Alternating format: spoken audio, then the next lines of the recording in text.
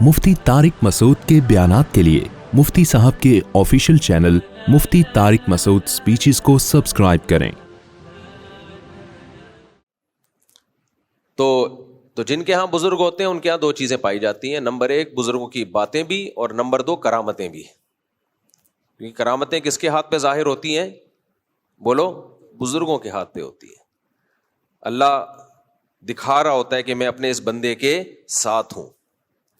جیسے سلیمان علیہ السلام کے دربار میں وہ بزرگ تخت اٹھا کے لے آئے سیکنڈ میں، تو سلیمان علیہ السلام نے کیا فرمایا؟ ہذا من فضل ربی۔ سیکنڈ کے بھی 1000ویں حصے میں ان بزرگ نے کہا کہ میں ملکہ سبا کا تخت اٹھا کے لاؤں گا، یہ کہا اور تخت حاضر۔ تو سلیمان علیہ السلام نے اس بزرگ کی تعریف نہیں کی، بلکہ کیا فرمایا؟ ھذا من فضل ربی، یہ میرے رب کا فضل۔ اس سے پتہ چلا کہ بزرگ کے ہاتھ پہ جو کرامت ہوتی ہے وہ اصل میں بزرگ نہیں کر رہے ہوتے، کون کر رہا ہوتا ہے؟ اللہ کر رہے ہوتے ہیں۔ تبھی سلیمان علیہ السلام یہ نہیں کہہ رہے ھذا من کرامتی بزرگی، یہ میرے بزرگ کے کرامت، میری امتیوں میں ایک بزرگ کی کرامت ہے، بلکہ کس کی طرف نسبت کی؟ اللہ کی طرف، کہ یہ میرے اللہ کا فضل ہے۔ صرف ایک یہی واقعہ کرامت کے ٹاپک کو ایکسپلین کرنے کے لیے کافی ہے، لیکن جن کی کھوپڑی میں بھوسا بھرا ہوا ہے ان کو سمجھ میں نہیں آئے گا۔ بزرگ کے ہاتھ پہ یہ ہوا ہے، بزرگ نے کہا میں لے کر آؤں گا، انا آتی کا بھی قبل ان یرتد الیک طرفک، اے سلیمان آپ کی پلک جھپکنے سے پہلے میں ملکہ سبا کا تخت اٹھا کے حاضر کروں گا، یہ کہا اور تخت حاضر۔ نسبت کس کی طرف کر رہے ہیں؟ اپنی طرف، میں یہ کام کروں گا۔ تو سلیمان علیہ السلام کو چاہیے تھا کہ جب وہ تخت حاضر ہوا تو آپ کا شکریہ ادا کرتے، تھینک یو ویری مچ، آپ یہ تخت سیکنڈوں میں لے آئے، میں آپ کا تہہ دل سے شکر گزار ہوں، اپنا خیال رکھیے گا۔ کیا خیال ہے بھائی؟ لیکن شکر ہے کوئی جاہل وہاں بیٹھا ہوا نہیں تھا۔ کوئی جاہل بیٹھا ہوا ہوتا، پہلی بات وہ یہ کہتا کہ یہ تو پاسبل ہی نہیں ہے کہ کوئی انسان سیکنڈوں میں تخت اٹھا کے لے آئے، یہ شرک ہے۔ کیونکہ جب اپنے دماغ میں گوبر بھرا ہوا ہوتا ہے تو ہر جگہ گوبر ہی نظر آتا ہے، کوئی اچھی تعویل کر نہیں سکتا۔ سب سے پہلے کہتا یہ شرک ہے۔ دوسری بات وہ یہ کہتا کہ اگر یہ کام اللہ نے کیا ہے تو یہ بزرگ نے یہ کیوں کہا کہ میں لے کے آؤں گا؟ یوں کہتے اللہ لے کے آئے گا۔ یہ اعتراض بنتا ہے کہ نہیں بنتا؟ اگر کسی کے دماغ میں گوبر ہوتا، جیسے یہاں آج کل بہت سارے لوگوں کے دماغ میں گوبر ہے، وہ تیسرا اعتراض یہ کرتے کہ اور اگر یہ لے کے بھی آیا ہے تو سلیمان علیہ السلام اللہ کا شکر کیوں ادا کر رہے ہیں، ان بزرگ کا کیوں نہیں ادا کر رہے؟ چوتھا اعتراض وہ یہ کرتا کہ سلیمان علیہ السلام تو لا نہیں سکے، یہ بزرگ اٹھا کے لے آئے۔ پانچواں اعتراض وہ یہ کرتا اچھا بزرگ اگر تخت لا سکتے ہیں تو پھر بزرگوں کو چاہیے کہ گھر کا فرنیچر ڈالنے کی ضرورت ہی نہیں ہے۔ کیا خیال ہے بھائی؟ گاڑی بک، اس زمانے میں بھی تو گھر میں فرنیچر آتے ہوں گے، لوگ گدا گاڑیاں بک کراتے ہوں گے، تو ان بزرگ کو تو اب یہ بزرگ سینٹر، بزرگ جو ہے ایک ٹرانسپورٹیشن کا کام کھول لیں اور سیکنڈوں میں کسی کو فرنیچر اپنے گھر میں لے کے جانا ہے تو 50 روپے لیں، فرنیچر یہاں سے وہاں۔ جو اتنا بڑا تخت اٹھا کے لا سکتا ہے وہ کسی کی الماری اور کسی کا بیڈ، جس کی نئی نئی شادی ہوئی ہے اس کو ٹائم نہیں ہے، اس کے پاس ٹائم نہیں ہے گدا گاڑی بک کرائے۔ پہلے زمانے میں ٹھکا ٹھک شادیاں ہوتی تھیں، تو اس کے پاس ٹائم نہیں ہے کہ وہ گدا گاڑی بک کرائے اور یہاں سے سامان گدا گاڑی پہ ڈالے اور پھر دولہا کے کمرے تک پہنچائے۔ تو بھائی بزرگ کے پاس جائے، بزرگ سیکنڈوں میں ڈبل بیڈ، سنگل بیڈ، جو بھی اس زمانے میں رواج تھا، یا تخت شاہی یوں کریں اور چھو منتر حاضر۔ تو کسی کے بھی دماغ میں بھوسا بھرا ہوا ہوتا تو یہ سارے اعتراضات بولو کرتا، اور جن ملحدوں کے دماغ میں بھوسا بھرا ہوا ہے وہ قرآن پہ یہ اعتراضات آج بھی کرتے ہیں کہ یہ کیسے ممکن ہے، یہ کیسے ممکن ہے، اگر ایسے تھا تو وہ بزرگ نے یہ کیوں نہیں کر لیا، وہ کیوں نہیں کر لیا۔ ان سب باتوں کا جواب ایک ہی ہے کہ اگر آپ کرامتوں کو شرکیہ اور بدبودار دماغ سے دیکھو گے تو شرک نظر آئے گا، اور اگر توحیدی دماغ سے دیکھو گے تو اس میں آپ کو توحید نظر آئے گی۔ عیسائیوں نے عیسیٰ ابن مریم کے معجزوں کو دیکھا شرکیہ دماغ سے، تو انہوں نے کہا عیسیٰ علیہ السلام کے پاس اتنے اختیارات ہیں مردوں کو زندہ کرنا، لہذا یہی خدا ہیں. کیونکہ کس دماغ سے دیکھا؟ شرکیہ دماغ سے، شرک بھرا ہوا تھا، بدعتیوں والے دماغ سے دیکھا. تو بدعتی کو کرامتوں میں اور معجزوں میں شرک نظر آتا ہے، لہذا وہ اولیاء اللہ سے مانگنا شروع کر دیتا ہے. لیکن جو توحید پر مضبوط ہوتے ہیں وہ کسی بزرگ کے ہاتھ میں کرامت دے کے وہ سمجھتے ہیں یہ کس کا کمال ہے؟ اللہ کا، ان سے مانگنا ہی نہیں ہے، یہ اللہ کا کمال ہے بھائی. لہذا یہ ممکن بھی ہے کیونکہ کرنے والا کون ہے؟ اللہ ہے. آپ اگر ملحد کے دماغ سے سوچو گے تو آپ کرامت کے وجود کا انکار کر دو گے، یہ ہو ہی نہیں سکتا. مشرکانہ دماغ سے سوچو گے تو آپ کہو گے کہ یہ بزرگ نے کیا ہے لہذا آئندہ ان سے مانگو. اسلام نام ہے نہ الحاد کا اور نہ شرک اور بدعت کا. جو بیلنس رائے کیا ہے بھائی؟ اگر اللہ کر رہا ہے تو اللہ اس سے بھی بڑے کام کر سکتا ہے. سارے مردوں کو زندہ کر دے گا قیامت کے دن. عیسیٰ ابن مریم کے ہاتھ پہ ایک مردہ زندہ کرنا اس کے لیے کیا ہے؟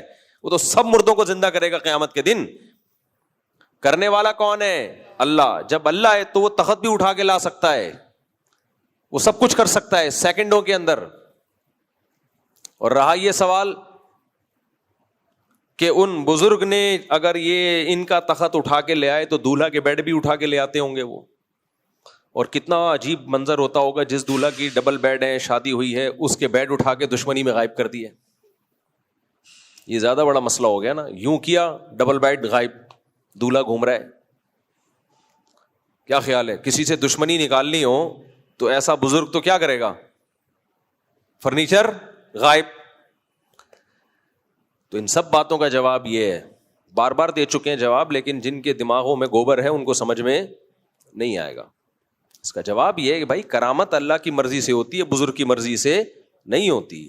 کرامت کا یہ مطلب نہیں ہوتا کہ آپ کے پاس یہ اختیارات ہیں جب چاہیں ادھر سے ادھر کر دیں چیزوں کو. حضرت عیسیٰ کے ہاتھ میں یہ اختیار نہیں تھا جب چاہیں مردوں کو زندہ کر دیں. جب اللہ کا ارادہ ہوتا کر دیتا اللہ، جب نہیں ارادہ ہوتا نہیں کرتا. تو یہ اختیارات نہیں ملتے ہیں. سوال پیدا ہوتا ہے جب اختیارات نہیں ملتے تو بزرگ نے یہ کیوں کہا کہ میں لے کر آؤں گا؟ میں انا آتی کا بھی قبل ان یرتد الیک طرفک، آپ کی پلک جھپکنے سے پہلے میں تخت کو حاضر کروں گا. یہ کیوں کہا؟ یہ کیوں نہیں کہا اللہ حاضر کرے گا؟ وہ سب عقل مند توحید پرست لوگ تھے، ان کو پتا تھا کہ اللہ کرے گا. یہ مجازی نسبت ہے، ان کے ہاتھ پہ کرے گا اس لیے مجازن اپنی طرف نسبت کر رہے ہیں، یہ حقیقی نسبت نہیں ہے. ان کو پتا تھا بھائی یہ سب توحید پرست تھے، ان کو پتا تھا یہ کام کرے گا کون؟ اللہ کرے گا. تو یہ تو طے شدہ بات ہے، یہ نہیں کر سکتے. تو نسبت اپنی طرف کی جا رہی ہے مجازن. جیسے جبریل علیہ السلام نے حضرت مریم سے کہا لِأَهَبَ لَكِ غُلَامًا زَكِيًّا، میں آپ کو ایک نیک بچہ دینا چاہتا ہوں. تو جبریل کو بچہ دینے کا اختیار نہیں ہے. اللہ نے اولاد دی حضرت مریم کو، کیونکہ اللہ نے جبریل کی پھونک کے ذریعے اولاد دی ہے. تو اس لیے نسبت جبریل نے کس کی طرف کر دی؟ اپنی طرف. ورنہ جبریل کسی کو اولاد نہیں دے سکتے. اولاد دینا صرف کس کا کام ہے؟ اللہ کا کام ہے. تو بزرگ نے اپنی طرف مجازن نسبت کی ہے کہ میں لے کر آؤں گا. حقیقت میں نہیں بھائی، آپ نہیں لا سکتے. تبھی حضرت سلیمان علیہ السلام نے جب وہ تخت اپنے سامنے دیکھا تو یہ نہیں فرمایا آپ کا فضل ہے، فرمایا من فضلی ربی، یہ میرے رب کا فضل ہے. تو اس سے کرامت کا چیپٹر حل ہو جاتا ہے. یہاں ایک سوال پیدا ہوتا ہے، جب اللہ نہیں کرنا تھا تو بزرگ کے ہاتھ پہ کرنے کی کیا ضرورت ہے؟ ویسے ہی لے آتا اللہ تعالیٰ. اور دوسرا سوال یہ ہوتا ہے کہ بزرگ کے ہاتھ پہ آ گیا، سلیمان علیہ السلام کے ہاتھ پہ نہیں ہوا. یہ اس کا جواب یہ ہے کہ کرامت صادر ہونے سے یہ ثابت نہیں ہوتا کہ جس کے ہاتھ پہ کرامت نہیں ہے وہ کم درجے کا ہے، جس پہ ہاتھ پہ کرامت ہے وہ اعلیٰ درجے کا ہے. یہ اس سے ثابت نہیں ہوتا. بعض کرامتیں بزرگوں کے ہاتھ پہ ہوئی ہیں، وہ والے معجزے پیغمبروں کے ہاتھ پہ نہیں ہوئے. خود اسی آیت سے پتہ چلتا ہے. سلیمان علیہ السلام نہیں لے کر آئے اور وہ بزرگ لے آئے، تو کیا مطلب بزرگ کا درجہ حضرت سلیمان سے زیادہ ہو گیا؟ بلکہ علامہ ابن قیم رحمہ اللہ یا ابن تیمیہ رحمہ اللہ نے تو بڑی خاندانی بات کی. انہوں نے فرمایا کہ امتی کی کرامت اصل میں پیغمبر کا معجزہ ہوتا ہے. کیونکہ امتی کے ہاتھ پہ کوئی کرامت ظاہر ہو رہی ہے تو اس سے پتہ چلتا ہے کہ جب یہ امتی ایسے ہیں تو سوچو پیغمبر کیسے ہوں گے جن کو یہ فالو کرتے ہیں. تو فضائل اعمال میں جتنی کرامتیں ہیں جو مستند ذریعے سے ثابت ہیں وہ تمام کرامتیں محمد صلی اللہ علیہ وسلم کی فضیلت کی دلیل ہے اگر کوئی صحیح نگاہ سے دیکھے، کیونکہ اس سے ثابت ہوتا ہے جس نبی کی امت میں ایسے ایسے لوگ گزرے ہوں تو وہ سوچو پیغمبر کیسے ہوں گے۔ کچھ لوگ یہ بھی کہتے ہیں کہ کرامتیں پچھلی امتوں میں ظاہر ہوئی ہیں، اس امت میں کیا ثبوت ہے؟ واہ واہ واہ، پچھلی امتوں نے موسیٰ علیہ السلام، عیسیٰ علیہ السلام کو فالو کیا تو اللہ کے اتنے محبوب بن گئے کہ کرامتیں اللہ نے ظاہر کر دیں، اور اس امت کے بزرگوں نے نبی کو فالو کیا لیکن وہ اللہ کے محبوب نہیں بنے۔ کھوپڑی میں آنے والی بات ہے بھائی، اس امت کا مقام پچھلی امتوں سے کم نہیں ہے، زیادہ ہے۔ اس امت میں بزرگ پچھلی امتوں سے زیادہ ہیں، اس امت میں بزرگوں کا ریشو قیامت تک پچھلی امتوں سے زیادہ رہے گا۔ لیکن چند اسکالرز ایسے ہیں جنہوں نے امت کا امیج اتنا خراب کر دیا ہے کہ ایسا لگتا ہے ان کو سن کے اس امت میں سارے 2 نمبر ہی پیدا ہو رہے ہیں، بزرگ مارکیٹ میں ہے ہی نہیں۔ سمجھتے ہو کہ نہیں سمجھتے؟ تو سلیمان علیہ السلام کے ہاتھ پہ کرامت ظاہر، وہ معجزہ ظاہر نہیں ہوا، بزرگ کے ہاتھ پہ وہ کرامت ظاہر ہو گئی۔ تو ایسا ہو سکتا ہے کسی بزرگ کے ہاتھ پہ ہو، نبی کے ہاتھ پہ نہ ہو، یا صحابی کے ہاتھ پہ نہ ہو، اس میں کوئی اچھمبے کی بات نہیں ہے۔ اور ایک بات رہ گئی کہ اللہ یہ کرتا کیوں ہے، کسی بزرگ کے ہاتھ پہ کرامت ظاہر کرتا کیوں ہے؟ 2 باتوں سے، ایک اپنی قدرت بیان کرنے کے لیے کہ میں سب کچھ کر سکتا ہوں، دوسرا اس بزرگ کی ویلیو بیان کرنے کے لیے کہ میں ڈائریکٹ بھی کر سکتا تھا لیکن میں نے اس کے ہاتھ پہ یہ کام کیا ہے، تاکہ تمہیں اس سے بھی عقیدت اور محبت ہو جائے، اور جو لوگ صبح و شام بزرگوں کے خلاف باتیں کر رہے ہیں ان کی باتوں سے تم متاثر نہ ہو۔ اس لیے ہم کہتے ہیں حضرت شیخ الحدیث مولانا زکریا رحمۃ اللہ علیہ نے جو واقعہ بیان کیا کہ میرے والد صاحب 2 سال کی عمر تک، دودھ چھڑانے کی عمر تک 1 پاؤ پارا حفظ کر چکے تھے، ہم اس واقعے کو درست مانتے ہیں۔ امام شافعی رحمہ اللہ فرماتے ہیں نا، اذا سمعت بان مجدودا اتى حوا عودا فاثمر في يديه فصدقي۔ میں شعر کا ترجمہ بعد میں کرتا ہوں، پہلے میں بتا دوں کہ حدیث میں پچھلی امتوں، صحیح حدیث ہے جس میں پچھلی امتوں کے کسی بزرگ کی کرامت ہے کہ ایک فاحشہ عورت کے ہاں بچہ پیدا ہوا، ولد الزنا، اس فاحشہ عورت نے پچھلی امتوں میں عیسائی بزرگ تھے ان پر ڈال دی بلی کہ انہوں نے زنا کیا میرے ساتھ۔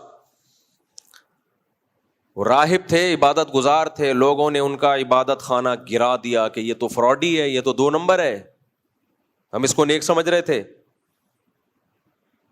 بچے نے ماں کی گود میں گواہی دی ہے، ماں کی گود میں بچہ بولا ہے، وہ بچہ بھی پیغمبر نہیں، اس کی ماں بھی پیغمبر نہیں، بلکہ ماں تو بزرگ بھی نہیں تھی، اور بچہ تو ویسے ہی بزرگ نہیں ہوتا بھائی، وہ تو ابھی نیا نیا دنیا میں آیا، اس نے نہ کوئی نیکی نہ کوئی گناہ۔ وہ بچہ ماں کی گود میں بولتا ہے، حدیث میں آتا ہے کہ یہ میرا باپ نہیں ہے، یہ جھوٹی تہمت لگی ہے، فلاں چرواہا ہے جس نے زنا کیا ہے، یہ حدیث کے الفاظ ہیں۔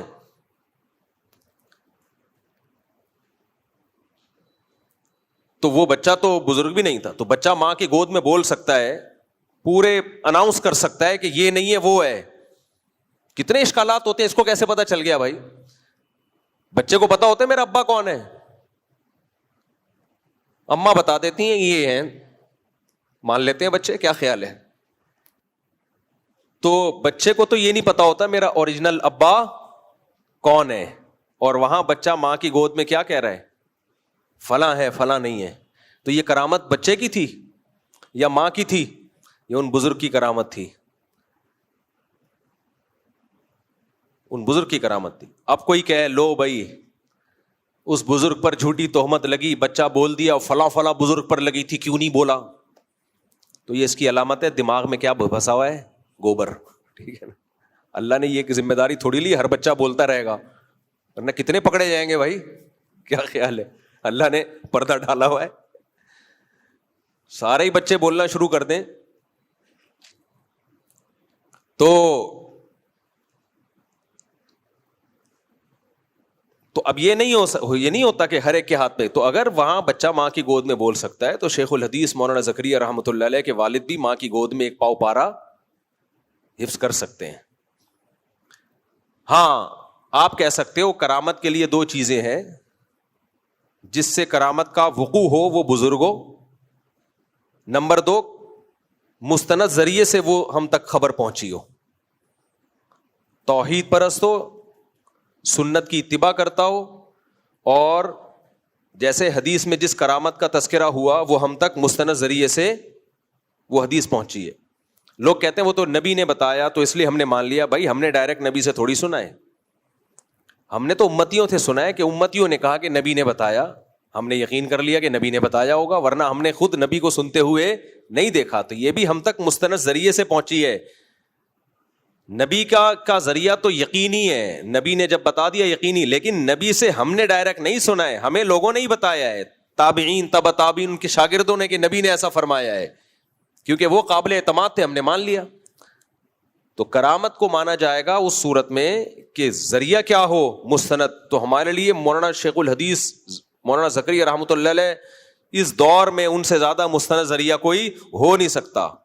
اور عام آدمی یہ بات کرے تو شاید آپ اس کی بات کا یقین نہ کریں. میں جب یہ بات کر رہا ہوں تو اس لیے آپ کو یقین کرنا ہے کہ میرے والد صاحب نے حضرت شیخ الحدیث کی صحبت اٹھائی ہے, ان کے ساتھ ٹائم گزارا ہے, وہ ان کے تقوی کے حالات کو جانتے تھے. پورا گھرانہ ان کا سنت اور عبادت کی کثرت جو ان کے گھروں میں معمول تھا نا, تلاوت کا, تہجد کا, صدقات و خیرات کا, میں اور آپ اس دور میں تصور نہیں کر سکتے. اور باپ دادا سے ایسا ہی چلا آ رہا تھا گھرانہ. تو قرآن کیا کہتا ہے, رحمت اللہ وبرکاتہ علیکم اہل البیت. ایک جگہ قرآن کہتا ہے یسارعون فی الخیرات ویدعوننا رغبا ورہبا. حضرت زکریا علیہ السلام کو جب بڑھاپے میں اولاد کی خوشخبری ملی تو خود زکریا علیہ السلام بھی حیران تھے. اللہ نے فرمایا تمہارا گھرانہ ایسا ہے کہ تم یسارعون فی الخیرات, نیکیوں میں پہل کرتے ہو, اور راتوں کو اٹھ کے ہم سے دعائیں مانگتے ہو. تو تم لوگوں سے ڈیفرنٹ ہو, تو تمہارے ساتھ معاملے بھی کیا ہوں گے, ڈیفرنٹ ہوں گے. نارمل لوگوں کے ساتھ اللہ کے معاملے نارمل ہوتے ہیں, ڈیفرنٹ لوگوں کے ساتھ اللہ کے معاملے ڈیفرنٹ ہوتے ہیں. تو ہم چونکہ ڈیفرنٹ ہیں نہیں تو ہمارے ساتھ کرامتیں نہیں ہوتی, ہم نارمل ہیں. تو حضرت شیخ الحدیث چونکہ ہماری نظر میں تھے بھائی, بزرگ تھے, بڑا خاندان تھا, تو ڈیفرنٹ تھے, تو معاملات بھی اللہ کے کیا ہوتے ہیں, ایسے لوگوں کے ساتھ ڈیفرنٹ ہوتے. میں نے کبھی بھی کرامتوں کے واقعات ممبر پہ نہیں بتایا, کتنے سال ہو گئے نا. آپ دیکھتے ہیں میں قرآن و سنت ہی بیان کر رہا ہوتا ہوں, الگ سے کرامتوں کے واقعات بیان نہیں کرتا. لیکن جب سے ان لوگوں نے کرامتوں کی نفی کی ہے تو خود مجھے اتنی کرامتیں اپنے بزرگوں کی ذہن میں آ رہی ہیں کہ میں سوچتا ہوں پارسل کروں,